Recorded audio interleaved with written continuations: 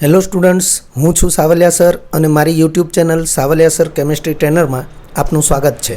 જો last lecture સુધી આપણે રાસાયણિક સંયોગીકરણના જે નિયમો છે એમાં 4 નિયમો આપણે જોઈ ચૂક્યા છીએ, ઉદાહરણ સાથે જોઈ ચૂક્યા છીએ। પાંચમો નિયમ છે એવોગેડ્રોનો નિયમ। એ સૌથી પહેલાં આપણે નિયમને જોઈશું અને રાસાયણિક સંયોગીકરણની અંદર એનો શું ભાગ છે એ પણ આપણે જોઈશું। નિયમ આ પ્રમાણે છે: તાપમાન અને દબાણ ની સમાન પરિસ્થિતિ માં જુદા જુદા વાયુઓ ના સમાન કદ માં તેઓની મોલ સંખ્યા, આ મોલ સંખ્યા છે એને અણુ સંખ્યા પણ કહેવાય, સમાન હોય છે। આ વિધાન જે છે, આ વિધાન અથવા તો એવોગેડ્રોનો જે નિયમ છે એ ગેલ્યુસેકના સંયોજિત કદના નિયમને થોડો મળતો આવે છે। સૌથી પહેલાં આપણે આ વિધાનને સમજીશું। દાખલા તરીકે મારી પાસે એક વાયુપાત્ર છે, એ જ રીતે બીજું અને એક ત્રીજું વાયુપાત્ર પણ છે। ત્રણે ત્રણ વાયુપાત્ર છે એના કદ સમાન છે। કદ ધારો કે 20 લિટર છે તો આનું પણ કદ 20 લિટર છે, આનું કદ પણ 20 લિટર છે। તાપમાન, તો તાપમાન આનું ટી કેલ્વિન છે તો આનું પણ ટી કેલ્વિન તાપમાન છે, આનું પણ ટી કેલ્વિન તાપમાન છે। દબાણ, હવે હું જે બોલું છું એને ધ્યાનથી સમજી લેજો। આના ઉપર બેરોમીટર લગાવેલું છે, આના ઉપર પણ બેરોમીટર લગાવેલું છે, આના ઉપર પણ બેરોમીટર લગાવેલું છે। બેરોમીટર શું કામ કરશે? બેરોમીટર એ દબાણ માપવાનું કામ કરશે। અહીંયા આપણે જેમ ટાયરમાં હવા પૂરવા માટે જેમ વાલ્વ હોય એવી રીતે વાલ્વ છે।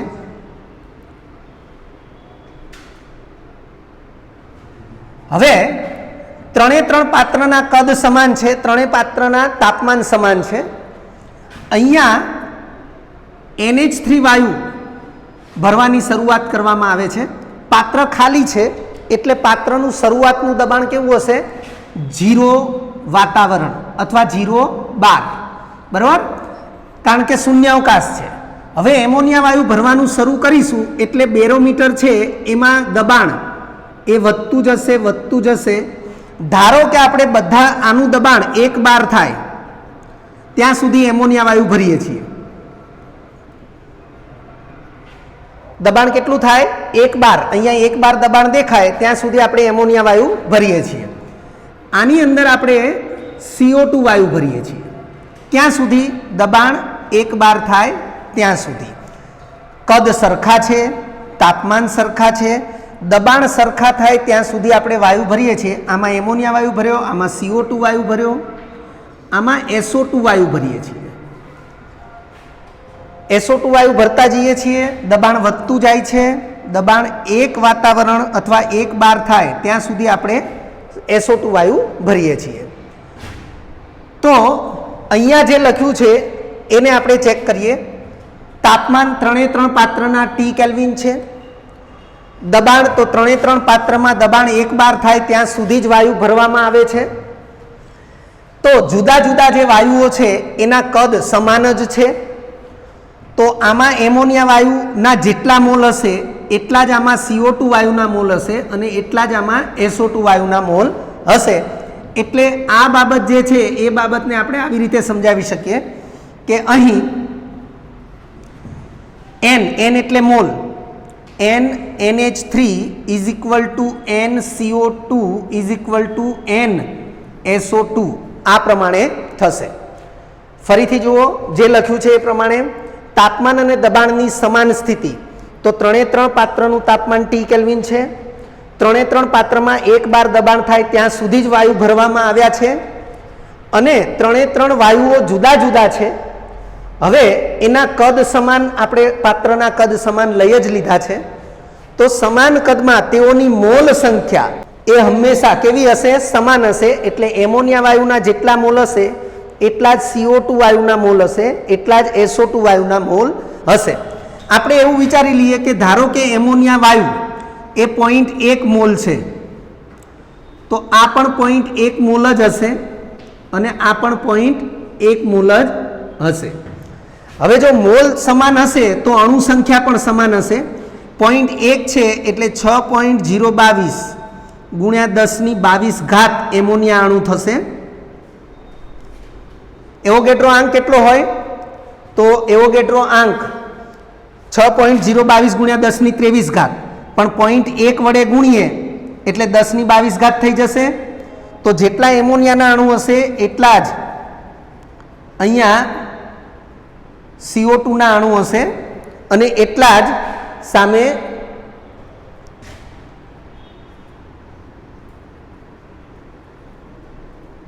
SO2 ના અણુ હશે. ખ્યાલ આવી ગયો દરેકને?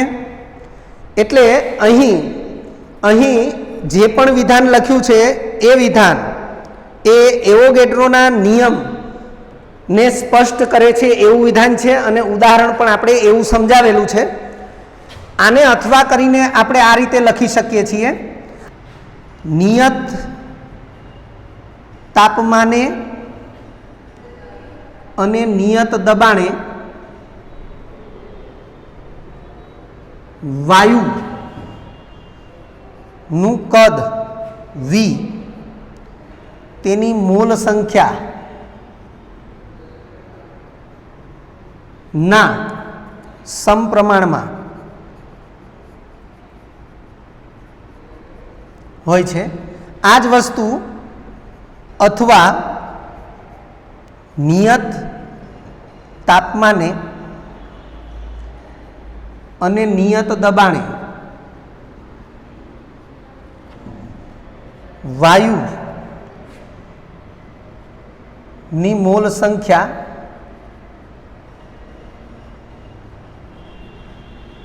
એ તેના કદ વિના સમપ્રમાણમાં હોય છે.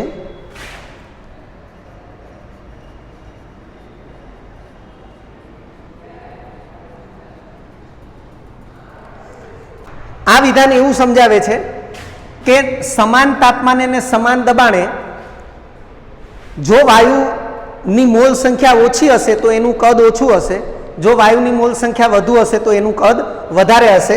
આને સમજવા માટે આપણે એસટીપીની સ્થિતિને ધ્યાનમાં લઈએ. એસટીપીની સ્થિતિ એટલે 273 કેલ્વિન તાપમાન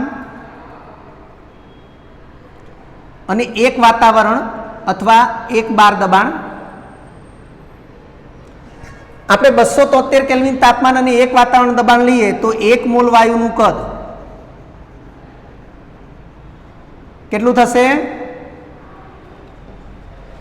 હવે હું ધારો કે 22.4 લીટર કદ છે એના બદલે હું 11.2 લીટર કદ વિચારું તો વાયુની મોલ સંખ્યા ઘટશે કે વધશે?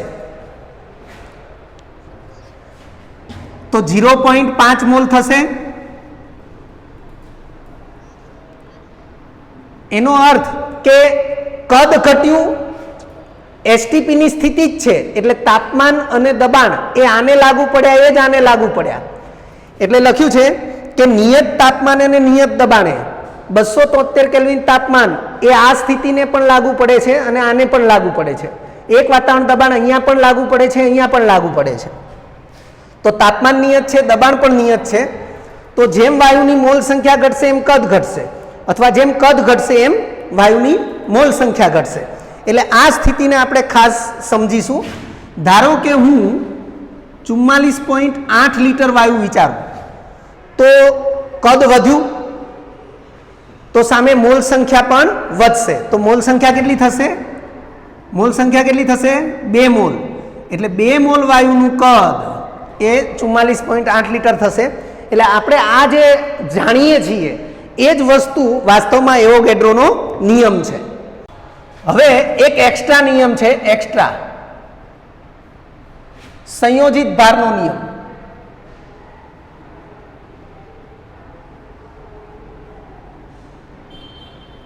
સંયોજિત ભારનો નિયમ આ નિયમ પહેલા અસ્તિત્વમાં હતો અને અમુક ખામીઓને કારણે પછીથી એ નિયમ એને રાસાયણિક સંયોગીકરણના નિયમ તરીકે સ્વીકારવામાં આવ્યો નથી. નિયમનું વિધાન આ રીતે છે: જ્યારે કોઈ એક તત્વ નું નિશ્ચિત દળ એ બે ભિન્ન તત્વો ના જુદા જુદા નિશ્ચિત દળ સાથે સંયોજાઈને બે ભિન્ન સંયોજનો બનાવે છે, તો તે બે ભિન્ન તત્વો પણ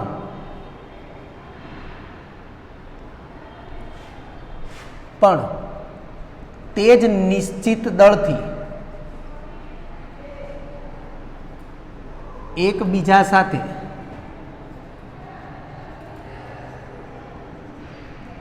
સંયોજાય છે.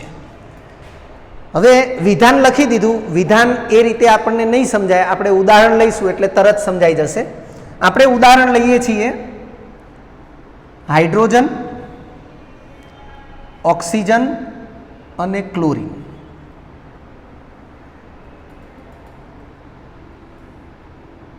આવા અન્ય ઉદાહરણો પણ છે, પણ વ્યાપક ઉદાહરણો નથી એટલે આનો સ્વીકાર થતો નથી. દાખલા તરીકે હાઇડ્રોજન અને ક્લોરીન એ એકબીજા સાથે સંયોજાય તો HCl બને. ખ્યાલ છે ને? એવી રીતે હાઇડ્રોજન અને ઓક્સિજન એકબીજા સાથે સંયોજાય તો H2O બને. પણ ઓક્સિજન અને ક્લોરીન એકબીજા સાથે સંયોજાય તો Cl2O બને છે. તમે કદાચ આનાથી અજાણ હશો, પરંતુ આ સંયોજન છે એ ઓક્સિજન અને ક્લોરીનના રાસાયણિક સંયોગીકરણથી બને છે. હવે આનું આપણે જે વિવરણ છે એ કેવી રીતે લઈ શકીએ? તો HCl એને હું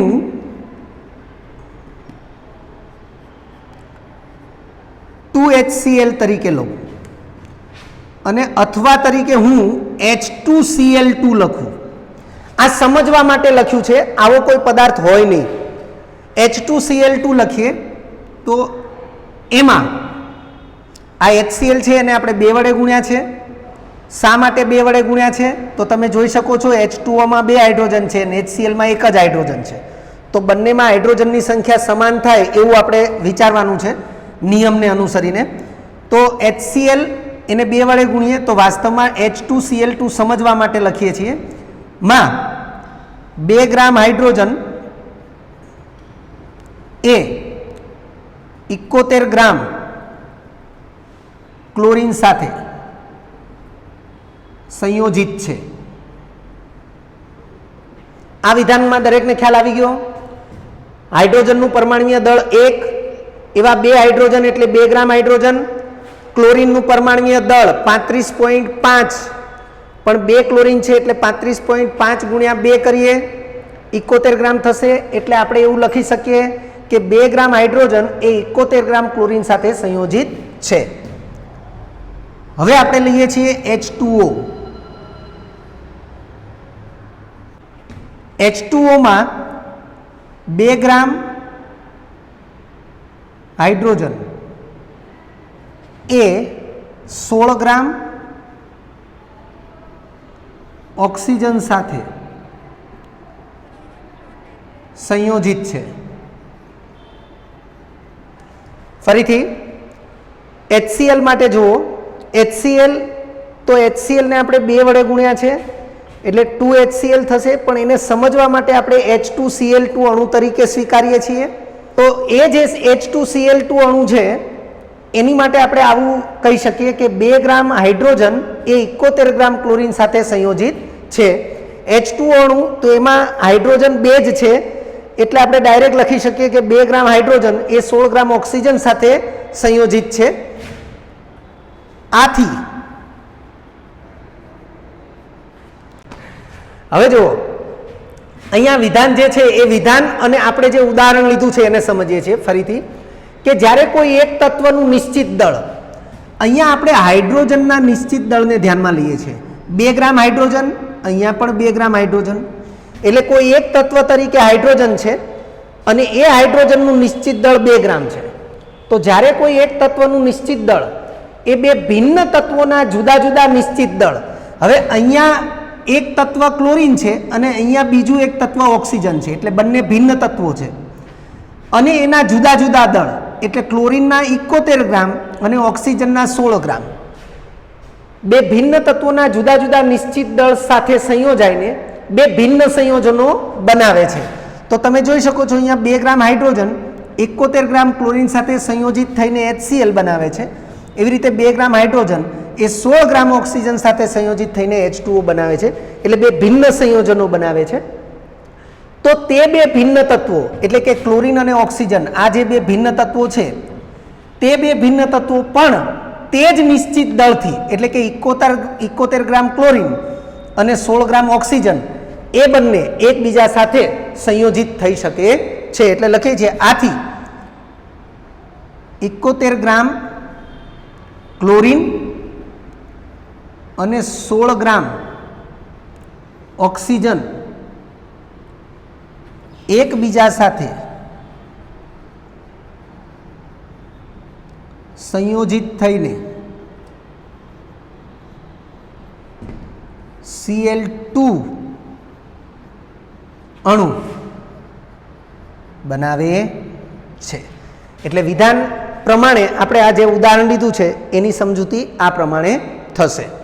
ફરીથી જોઈ લો, 2 ગ્રામ હાઇડ્રોજન 2 ગ્રામ હાઇડ્રોજન એટલે કોઈ એક તત્વનું નિશ્ચિત દળ થયું.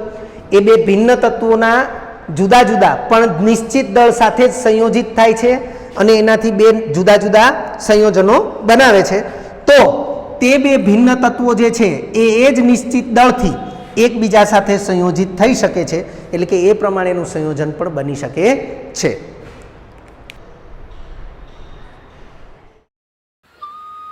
વિદ્યાર્થી મિત્રો, જો તમને આ વિડીયો લેક્ચર ગમ્યો હોય તો લાઇક આપજો, શેર કરજો અને સબસ્ક્રાઈબ પણ કરજો.